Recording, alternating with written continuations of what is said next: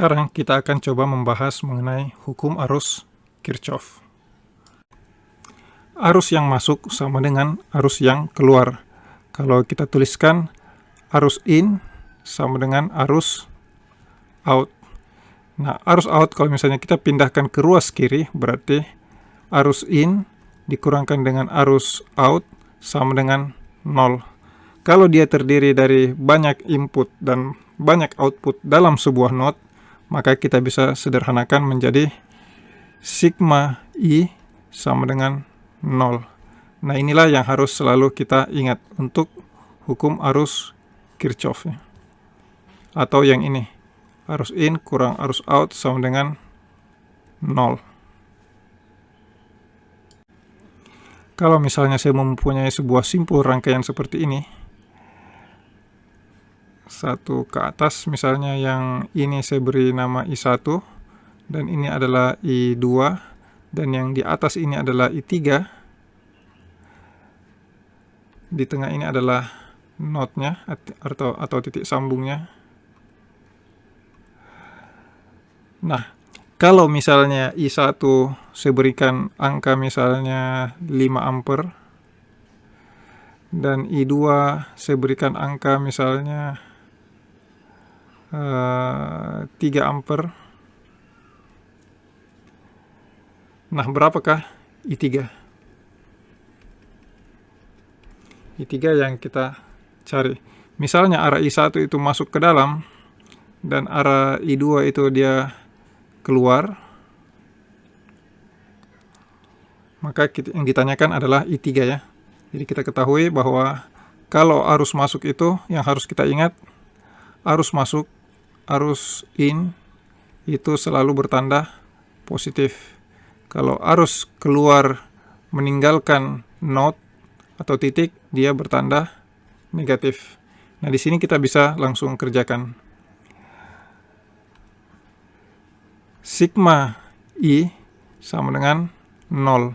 Berarti I1 tambah I2 ditambahkan dengan I3 itu harus sama dengan 0. Nah, kita lihat bahwa arus I2 dia meninggalkan node ya. Jadi dia meninggalkan node, berarti dia tandanya adalah minus di sini.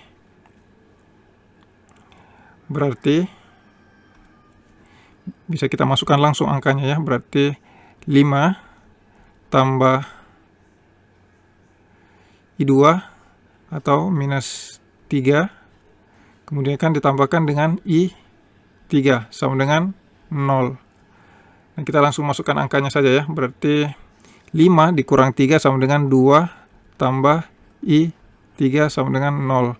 Berarti I3 adalah minus 2 ampere. Karena I3 adalah minus 2 ampere, maka dia tandanya adalah ke atas, karena dia meninggalkan arus. Berarti I3 sama dengan 2 ampere atau minus 2 ampere. Nah, contoh berikut, misalnya rangkaian saya simpulnya seperti ini. Kemudian di sini node-nya atau titik tengahnya.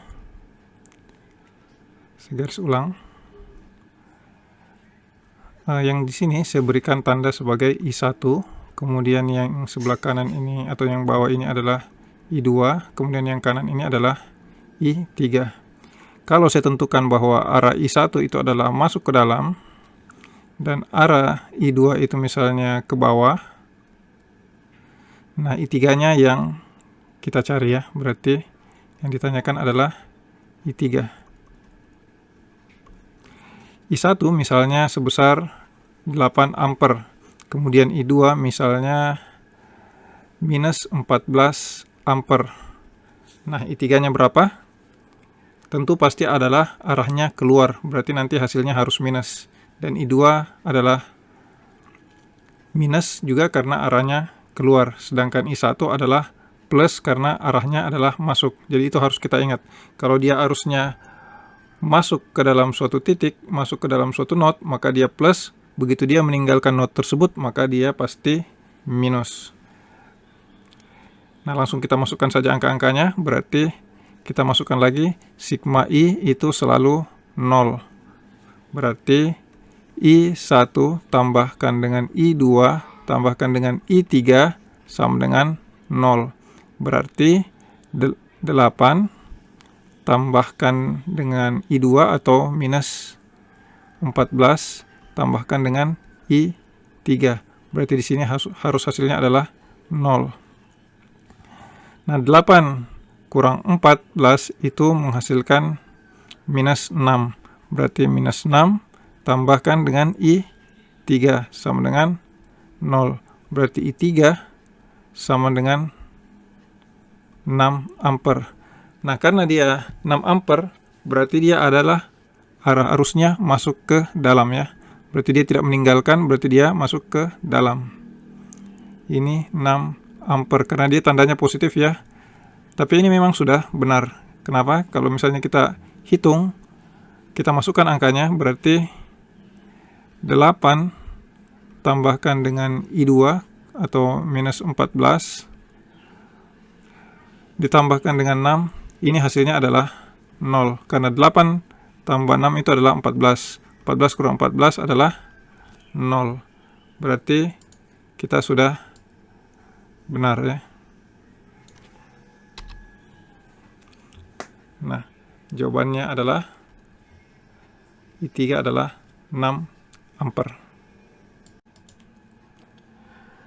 Misalnya saya punya simpul seperti ini. Huruf X seperti ini. Saya berikan tanda misalnya ini adalah I1, kemudian ini I2, kemudian ini I3, dan ini adalah I4. Kalau misalnya arah I1 itu keluar, kemudian arah I2 itu misalnya masuk ke not, dan arah I3 dia juga masuk, maka nanti kita cari adalah nilai I4-nya.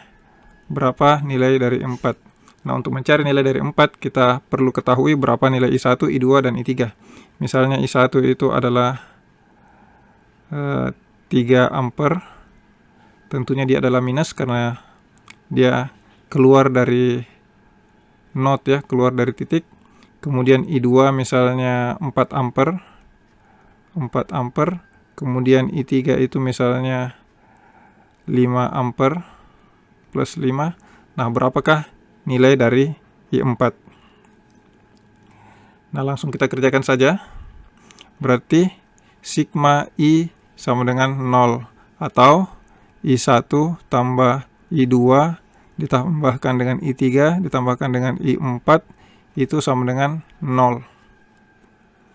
I1 adalah minus 3 ampere ditambahkan dengan I2 4 ampere. Saya lupa, harusnya A-nya nggak usah kita sebutkan ya. Jadi I1 adalah 3 tambah I2 adalah 4 tambah I3 adalah 5 tambahkan dengan I4 sama dengan 0. Berarti 3 tambah 4 adalah 1. 1 tambah 5 adalah 6. Berarti 6 tambah I4 sama dengan 0. Berarti I4 sama dengan minus 6. Nah, ini salah. Ini bukan 6 ya, ini adalah 0. Nah, kita dapat hasil akhirnya bahwa I4 adalah minus 6 ampere. Minus 6 ampere berarti dia arahnya adalah keluar ya. Berarti dia meninggalkan not. Minus 6 ampere. Kalau kita masukkan, kita uji, maka dia hasilnya harus sama dengan 0. Selanjutnya, kita akan mengerjakan soal berikut. Misalnya ini adalah I1, kemudian ini I2, ini I3, kemudian ini I4, dan di atas ini adalah I5. Misalnya arah arus dari I1 adalah masuk ke not, masuk ke titik, ini adalah titik simpul dari tangkai, kemudian I4 ini adalah masuk, kemudian I5 ini adalah keluar. Kalau misalnya arus masuk saya berikan nilai 6 ampere, dan di I4 misalnya saya berikan 10 ampere, dan I5 itu adalah 7 ampere misalnya. I2 ini misalnya saya memberikan I2 itu adalah 2I3 ya, 2I3. Kemudian I3 adalah 1I3 saja. Nah, yang ditanyakan, berapa nilai dari I3? Nah, ini sama saja seperti yang tadi, kita langsung masukkan saja nilai-nilainya ya. Berarti persamaan standar dari hukum arus Kirchhoff, sigma I sama dengan 0. Artinya karena 5 tangkai berarti I1 tambah I2 tambahkan dengan I3 ditambahkan dengan I4 ditambahkan dengan I5 itu adalah 0. Ups, ini adalah 0 ya, bukan 6.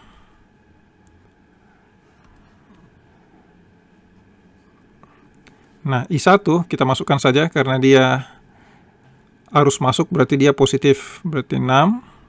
Tambahkan I2, I2 adalah 2I3, kita masukkan juga 2I3 ditambahkan dengan I3 ditambahkan dengan I4 itu arus masuk adalah positif, berarti 10 ditambahkan dengan minus 7 ampere karena dia adalah keluar, berarti minus 7 ya, sama dengan 0.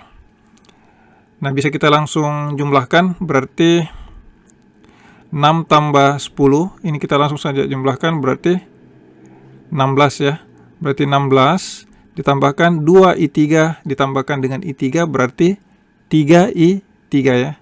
Berarti 3I3 kurang 7 sama dengan 0. Berarti 16 kurang 7 adalah 9. Berarti 9 tambah 3I3 sama dengan 0. Berarti kalau 9 pindah ke kanan, berarti 3I3 sama dengan 9. Berarti I3, ini minus ya, karena dia pindah ruas, berarti minus 9/3. Berarti sama dengan minus 3 ya. Berarti kita sudah dapat I3-nya. Lalu berapa dengan nilai I2? Nah, I2 kita pindah ke sini. I2 itu adalah 2I3. Berarti 2 dikalikan dengan minus 3. Berarti minus 6. Nah, kita sudah dapat semua nilainya ya. I2 sudah ada, I3 sudah ada. Selanjutnya, kita akan uji apakah semua nilai-nilai yang kita dapat ini sudah sesuai. Berarti kita tinggal menggunakan rumus ini lagi ya. Kita langsung masukkan angka-angkanya. Berarti I1 adalah 6 ditambahkan dengan I2 adalah minus 6 ditambahkan dengan I3, I3 adalah minus 3 ditambahkan dengan I4 10 dikurangkan dengan 7. Nah, ini harus hasilnya sama dengan 0. 10 kurang 7 ini adalah 3 ya. Berarti 3 kurang 3 berarti sudah 0 ya. 6 kurang 6 adalah 0. Berarti sudah benar bahwa I2 adalah minus 6 dan I3 adalah minus 3.